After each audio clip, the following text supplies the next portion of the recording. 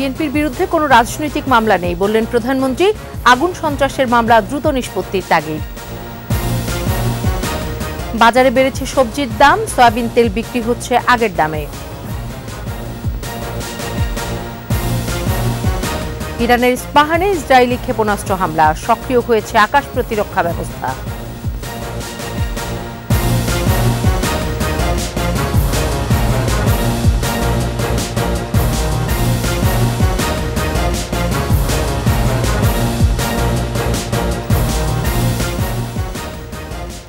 শুনছিলেন first security ইসলামী bank পিএলসির সংবাদ শিরোনাম। আমন্ত্রণ দুপুর 2টার 21 সংবাদে সাথে আছি সোনিয়া স্নিগ্ধা। দর্শক, 21 টেলিভিশনের সংবাদ একই সাথে সরাসরি দেখতে পাবেন আমাদের ফেসবুক পেজ www.facebook.com/2124 অনলাইনে। প্রধানমন্ত্রী শেখ হাসিনা বলেছেন, বিএনপির বিরুদ্ধে কোনো রাজনৈতিক মামলা নেই, সবই আগুন সন্ত্রাসের মামলা। এসব মামলা দ্রুত নিষ্পত্তির তাগিদ দেন তিনি। একই সঙ্গে বিএনপি যে বন্দির হিসাব দিয়েছে সেই ধারণ ক্ষমতা জেলখানায় নেই বলেও জানান তিনি। কৃষক লীগের সাথে শুভেচ্ছা বিনিময়ে সমবায় ভিত্তিক কৃষি ব্যবস্থার পরিকল্পনার কথা জানান প্রধানমন্ত্রী। প্রণব চক্রবর্তীর রিপোর্ট। বাংলাদেশ আওয়ামী লীগের সহযোগী সংগঠন বাংলাদেশ কৃষক লীগের 52তম প্রতিষ্ঠাবার্ষিকী। এ উপলক্ষে সকালে গণভবনে প্রধানমন্ত্রী ও আওয়ামী লীগ সভাপতি শেখ হাসিনার সাথে শুভেচ্ছা বিনিময় করেন কেন্দ্রীয় নেতারা। বক্তব্যে প্রধানমন্ত্রী বলেন, আমাদের অর্থনীতি কৃষি নির্ভর, তাই জাতির পিতার পদাঙ্ক অনুসরণ করেই আওয়ামী লীগের সিদ্ধান্ত দেশের 1 ইঞ্চি জমিও অনাবাদি থাকবে না। ওই সমবায় ফিরতে হবে, সমবায় করতে হবে।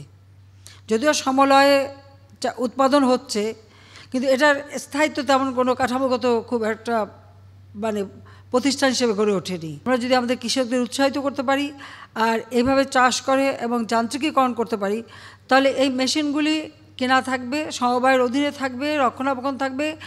যে যখন ব্যবহার করবে তারা ওই ব্যবহার করার জন্য তেলের দামটা দিয়ে ব্যবহার করবে, তাহলে তার কৃষি শ্রমিক পাওয়া যায় না বা চাষ করা যায় না। দেশ এখন খাদ্য ঘাটতি কমিয়ে খাদ্যে উদ্বৃত্ত জানিয়ে সমালোচকদের উদ্দেশ্যে প্রধানমন্ত্রী বলেন, উন্নয়ন হয়েছে বলেই দেশের মানুষ নুন ভাত নয়, এখন মাছ মাংসের দাম নিয়ে চিন্তা করে। যেখানে মানুষ একবেলা খাবার জোটাতে পারতো না, এখন তাদের চিন্তা মাছ, মুরগি, ডিম, গরু মাংসের দাম কেন বাড়লো, খাসির মাংসের দাম কেন বাড়লো, এটাই তো। অত একটু উন্নতি তো হয়েছে, সেটা তো স্বীকার করতে হবে। যারা আমাদের ব্যাপকভাবে সমালোচনা করেন তাদের তো এই জিনিসটা তো আনতে হবে। আওয়ামী লীগ সভাপতি বলেন, বিএনপির বিরুদ্ধে কোনো রাজনৈতিক মামলা নেই, আগুন সন্ত্রাসের মামলা নিষ্পত্তির তাগিদ দেন তিনি।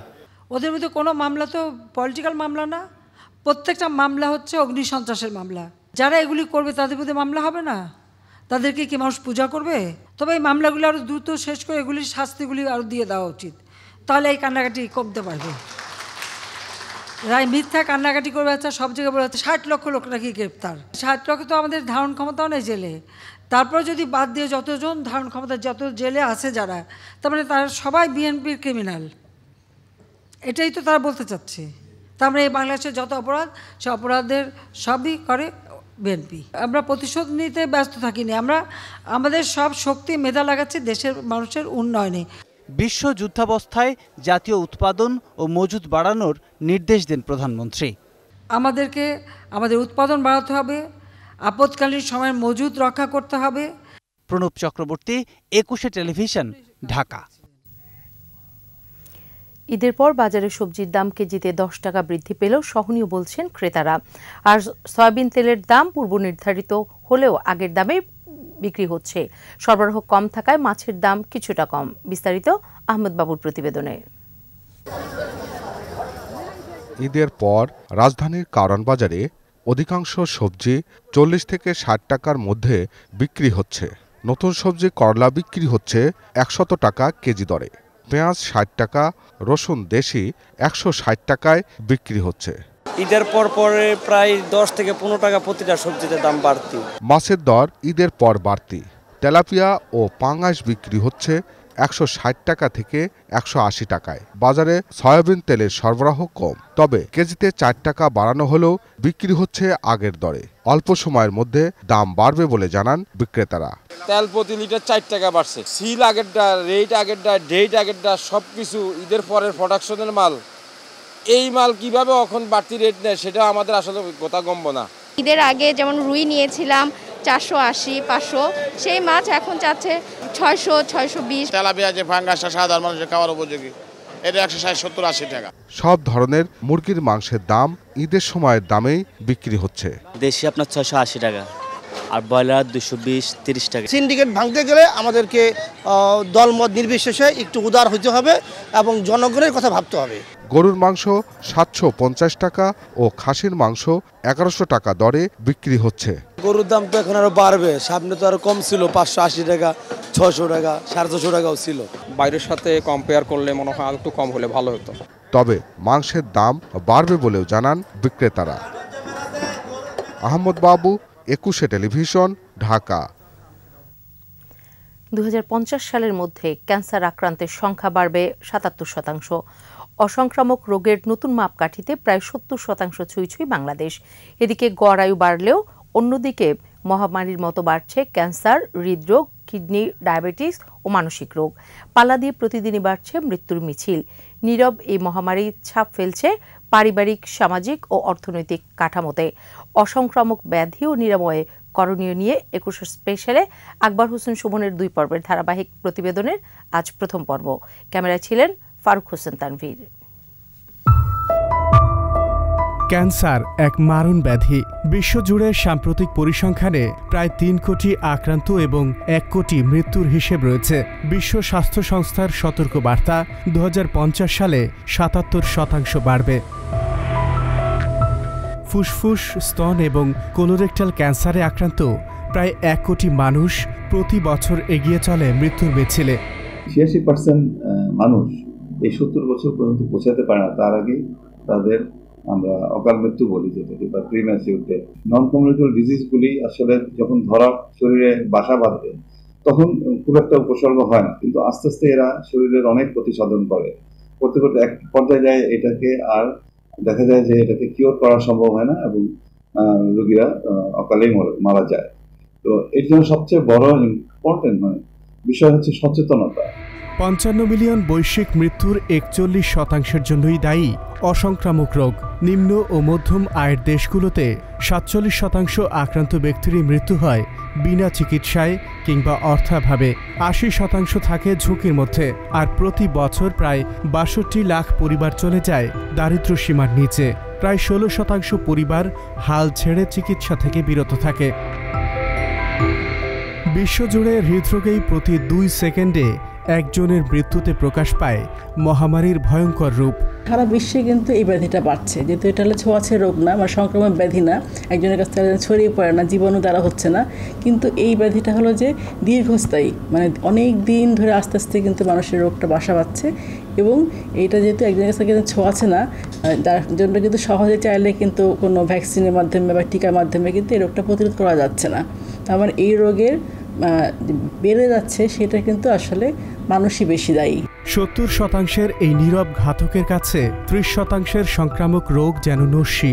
একের সঙ্গে অন্য রোগের নিবিড় সম্পর্ক বিবেচনায় ঝুঁকি এবং আশঙ্কা উড়িয়ে দেবার সুযোগ নেই। নন কমিউনিকেবল ডিজিজের মধ্যে 4টা গুরুত্বপূর্ণ ডিজিজ আমরা বলি মারা যাওয়ার কারণ। প্রথম হলো কার্ডিওভাস্কুলার ডিজিজ, ক্যান্সার, নেফ্রোলজি এবং নিউরোলজি। এই 4টা রোগেই কিন্তু মৃত্যুর হার বেশি হচ্ছে। এজন্য আমরা এখন এই 4টা সেক্টরকে যদি খুবই গুরুত্ব দিই, এই সেক্টরে যদি প্রিভেন্টিভ স্ট্র্যাটেজি নিই, তাহলে কিন্তু আমাদের লাইফ এক্সপেক্টেন্সি আশা করতেছি মানে ওয়েস্টার্ন কান্ট্রির মতো আরও অনেক বেশি আমরা এগিয়ে যেতে পারবো বলে আমি মনে করি। রোগের ধরন পরিবর্তন হয়েছে, মানুষের রোগ প্রতিরোধ ক্ষমতাও হ্রাস পেয়েছে। দীর্ঘমেয়াদী অসংক্রামক রোগ এই সুযোগে নীরবেই ছোবল মারছে প্রতিনিয়ত। আকবর হোসেন সুমন, 21 টেলিভিশন, ঢাকা। প্রথমবারের মতো ইরানের ভূখণ্ডে ক্ষেপণাস্ত্র হামলা চালিয়েছে ইসরায়েল। শুক্রবার ইরানের রাষ্ট্রীয় টেলিভিশন ইস্পাহান শহরে বিস্ফোরণের খবর দেয়, তবে হামলায় কোনো ক্ষয়ক্ষতি হয়নি বলে জানিয়েছে তেহরান। এদিকে ইসরায়েলের ছোড়া 3টি ড্রোন ভূপাতিত দাবি করেছে ইরাক। সক্রিয় করা হয়েছে আকাশ প্রতিরক্ষা ব্যবস্থা। আশরাফ শুভর রিপোর্ট।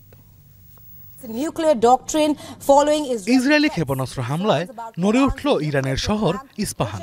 বিস্ফোরণ ঘটে বিমানবন্দরে। শহরটিতে বেশ কয়েকটি পারমাণবিক কেন্দ্র রয়েছে। ইসরায়েল এটিকে ক্ষেপণাস্ত্র হামলা বললেও ইরানিয়ান মহাকাশ সংস্থার দাবি, সীমান্তের বাইরে থেকে কোনো ক্ষেপণাস্ত্র হামলা হয়নি। ইসরায়েলের ছোড়া 3টি ড্রোন ভূপাতিতের দাবিও করেছে তেহরান। হামলার পর থেকেই বিভিন্ন শহরে আকাশ প্রতিরক্ষা ব্যবস্থা সক্রিয় করে ইরান। কয়েকটি শহরে বিমান চলাচল বন্ধ রাখার পর তা আবার চালু হয়েছে। কনসুলেটে হামলার প্রতিশোধ নিতে গেল শনিবার ইসরায়েলে নজিরবিহীন ড্রোন ও ক্ষেপণাস্ত্র হামলা চালায় ইরান। এরপর থেকেই পাল্টা হামলার হুঁশিয়ারি দিয়ে আসছিল তেল আবিব। অবশেষে পশ্চিমা মিত্রদের আহ্বান উপেক্ষা করে শুক্রবার ভোরে ইরানে এই হামলা চালালো ইসরায়েল। হামলা চালানোর আগে যুক্তরাষ্ট্রের কাছে বার্তা পাঠানোর কথা জানিয়েছে ইসরায়েল। তবে ওয়াশিংটন এই হামলার সমর্থন দেয়নি বলে জানিয়েছে মার্কিন কর্মকর্তারা। ইসরায়েলের হামলার লক্ষ্য ইরানের পারমাণবিক স্থাপনা ছিল না বলে জানিয়েছে যুক্তরাষ্ট্র। আশরাফ শুভ, 21 টেলিভিশন। নিচ্ছি সংবাদ বিরতি। যখন ফিরছি তখন অন্যান্য খবরের সঙ্গে আরো থাকবে। তাপমাত্রা আরো বাড়ার পূর্বাভাস, 3 দিনের হিট অ্যালার্ট জারি।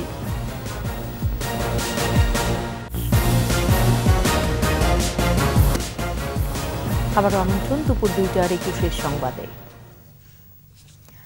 দেশের উপর দিয়ে চলমান তাপপ্রবাহ পরবর্তী 72 ঘণ্টা পর্যন্ত অব্যাহত থাকার পাশাপাশি আরও বাড়তে পারে বলে জানিয়েছে আবহাওয়া অধিদপ্তর। চুয়াডাঙ্গায় সর্বোচ্চ তাপমাত্রা 40 ডিগ্রি সেলসিয়াস রেকর্ড করা হয়েছে। অন্যদিকে কুষ্টিয়া, ময়মনসিংহ, রাজশাহী সহ বিভিন্ন জেলায় বইছে তাপদাহ। খেটে খাওয়া মানুষের জীবনের বিপর্যয় নেমে এসেছে। পাশাপাশি কৃষি আবাদে বিরূপ প্রভাব পড়ছে। পানির স্তর নেমে যাওয়া সেচ যন্ত্রে পানি উঠছে না। এতে চরম বিপাকে পড়েছে সাধারণ মানুষ। গরমে শিশু ও বয়স্কদের পানি ও খাবার স্যালাইন খাওয়ার পরামর্শ দিয়েছেন চিকিৎসকরা।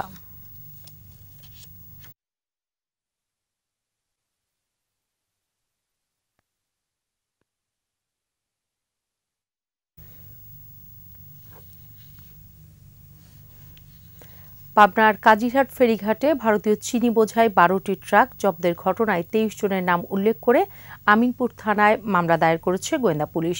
বৃহস্পতিবার সন্ধ্যায় ট্রাকগুলো আরিচা পার হয়ে পাবনার কাজিরঘাটে পৌঁছালে আটক করা হয়। এ সময় মালামালের বৈধ কাগজপত্র দেখাতে না পারায় চিনি জব্দ করে চালক ও সহকারী সহ 23 জনকে আটক করে ডিবি পুলিশ। তাদের বিরুদ্ধে বিশেষ ক্ষমতা আইনে মামলা দায়ের করা হয়েছে। এসব ট্রাকে 250 মেট্রিক টনের বেশি চিনি আছে বলে ধারণা করা হচ্ছে।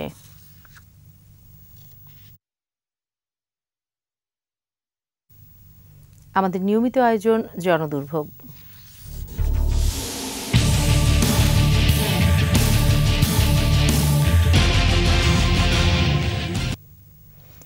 ঢাকার রাস্তায় উদ্বেগজনক হারে বেড়েছে বেওয়ারিশ কুকুর।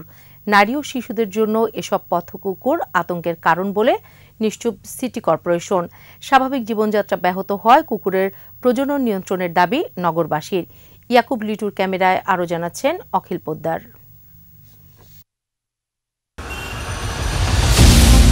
রাজধানী ঢাকায় বেওয়ারিশ কুকুরের সংখ্যা প্রায় ৭৩,৮০০। শুধু দক্ষিণ সিটি কর্পোরেশনেই রয়েছে ৫০,০০০-এর মতো। নগরবাসী বলছেন, আগে রাতে বিচরণ করলেও এখন দিনের বেলাতেও উৎপাত বেড়েছে পথ কুকুরের। আমি যখন হাসপাতালে গেলাম ইনজেকশন নিতে, অনেক একটা বাচ্চার এখান থেকে মাংস নিয়ে চলে গেছে। ওহ, কি মর্মান্তিক! কামড় মারে, ধাওয়া মারে, কত করে দেখে যে রাস্তাঘাটে যায়, কত করে উপরেও ফাল দিয়ে ওঠে। 12 বছর আগে প্রতি বর্গ কিলোমিটারে কুকুর ছিল 52টির মতো। করোনার পর পথ কুকুরের সংখ্যা বাড়লেও চালু হয়নি সিটি কর্পোরেশনের নিয়ন্ত্রণ ও অপসারণ কর্মসূচি। গলায় একটা লাল ফিতা থাকতো কিংবা থাকতো, হঠাৎ করে সেগুলোও দেখছি নাই। কিংবা আসলে কোন কুকুরটা ভ্যাকসিন দেওয়া, কোন কুকুরটা ভ্যাকসিন দেওয়া না, এটা আমরা বুঝতে পারছি না। সুতরাং এটা নিয়ে তো রীতিমতো আমরা ভয়ের মধ্যে আছি। তাদের গায়ে ইঞ্জেকশন দেওয়া যাতে মানুষের কোনো আসর বা কোনো ক্ষয়ক্ষতি না হয়। আমরা চাই না যে এটা কুকুরকে ধরে হত্যা করা হোক, কিন্তু বিভিন্ন ভ্যাকসিন দিয়ে কুকুরের প্রজননকে যেমন নিয়ন্ত্রণ করা সম্ভব, তেমনি কুকুরের যে বিষাক্ত হয়ে ওঠা, অর্থাৎ আমরা যেটা বলি পাগলা হয়ে ওঠা, এটাও নিয়ন্ত্রণ করা সম্ভব। স্বাস্থ্য অধিদপ্তরের কুকুর গবেষণা প্রকল্প জলাতঙ্ক নির্মূল কর্মসূচির কর্তাদের অভিমত, কুকুর হত্যা কোনো সমাধান নয়। টিকা ও স্থানান্তর কার্যক্রম চালু হলে কমবে কুকুরের বংশবিস্তার। কুকুর হত্যা নয়, তাদেরকে বন্ধা করতে হবে, তাদেরকে পুষতে হবে। যে বা যারা শখের বসে কুকুরটা পুষতে, সে যদি আমাদের দেশের জাতের কুকুরগুলোকে পুষতো, তাহলে দেখা যেত যে তাদের প্রতি আমাদের এই মানবিকতা আরেকটু বেড়ে যেত। আগে ভবনের পেছনে কিংবা ফাঁকা স্থানে দিনভর ঘুমিয়ে থাকতো পথ কুকুর। সবখানে বাড়িঘর ওঠাই বিশ্রামের জায়গা হারিয়েছে অভিভাবকহীন এসব প্রাণী। রাতের চেয়ে এখন দিনের বেলাতেও তাই রাস্তায় দেখা মিলছে বেওয়ারিশ কুকুরের। 4-5টা কুকুর একসাথে ছিল। দেন আমি ভিড় দিয়ে যাচ্ছিলাম, হঠাৎ হই করাতে একটা কুকুর পিছন দিয়ে এসে অযাচিতভাবে আমাকে একটা কামড় দিয়ে চলে গেল। 5-6টা কুকুর থাকে একসাথে। আমি ধরেন যে রাস্তা দিয়ে যাচ্ছি, তখন তো মনে করেন যে ওরা হিংস্র হতে পারে, কারণ ভ্যাকসিন দেওয়া নাই। পথিক যারা আছে তাদের মানে যাতায়াত করতেও অসুবিধা হয়। আমি 3 দিন ইঞ্জেকশন নিছি এই রাস্তাঘাটে কুকুরে কামড় দেওয়া নেই। আমরা বাচ্চা নিয়ে বের হইতে পারি না, কুকুরগুলা কামড়ায়। হাঁটা যায় না, রাত্রে ঘুমানো যায় না, দোকানে কাস্টমার আসতে পারে না, বাচ্চারা দেখলেই দৌড় দেয়, যেমন মানুষ কামড় দেয়, খাবার দাবার নিয়ে দৌড় দেয়। মানে খুবই আমরা অতিষ্ঠ। অনেকগুলা জড়ো হয়ে চিল্লাচিল্লি এবং কামড়াকামড়ি করে, যার কারণে দেখা যায় যে আশেপাশে সবাই একটা আতঙ্কগ্রস্ত হয়ে থাকে। ভুক্তভোগীরা বলছেন বেশ কমাস ধরেই বেপরোয়া হয়ে উঠেছে রাজধানীর রাস্তায় অসংখ্য পথ কুকুর। দিন শেষে যেন আমরা ঘরে ফেরার জন্য ভালোভাবে রাস্তা দিয়ে হাঁটতে চলতে পারি। এদিকেই বিভিন্ন সময় ঢাকার রাস্তা থেকে বেওয়ারিশ কুকুর সরানোর কথা বলা হলেও তার কোনোই উদ্যোগ নেয়নি 2 সিটি কর্পোরেশন, যে কারণে একরকম আতঙ্ক নিয়েই পথ চলতে হয় সাধারণ মানুষকে। প্রিয় দর্শক, আপনার চারপাশে নানা সমস্যা আর ভোগান্তির চিত্র তুলে ধরবে 21 টেলিভিশন। এসব তথ্য জানাতে ফোন করুন, এই নম্বরে পৌঁছে যাব। আমি অখিল পোদ্দার, আর 21 টেলিভিশনের ক্যামেরা আপনাদের দুর্ভোগ দুর্দশায় সবসময় পাশে আছে 21 টেলিভিশন। শেষ করছি দুপুর 2টার 21 সংবাদ। যাবার আগে ফার্স্ট সিকিউরিটি ইসলামী ব্যাংক পিএলসি সংবাদ শিরোনামগুলো আরও একবার। বিএনপির বিরুদ্ধে কোনো রাজনৈতিক মামলা নেই বললেন প্রধানমন্ত্রী। আগুন সন্ত্রাসের মামলা দ্রুত নিষ্পত্তির তাগিদ। বাজারে বেড়েছে সবজির দাম, সয়াবিন তেল বিক্রি হচ্ছে আগের দামে। ইরানের ইস্পাহানে ইসরায়েলি ক্ষেপণাস্ত্র হামলা, সক্রিয় হয়েছে আকাশ প্রতিরক্ষা ব্যবস্থা।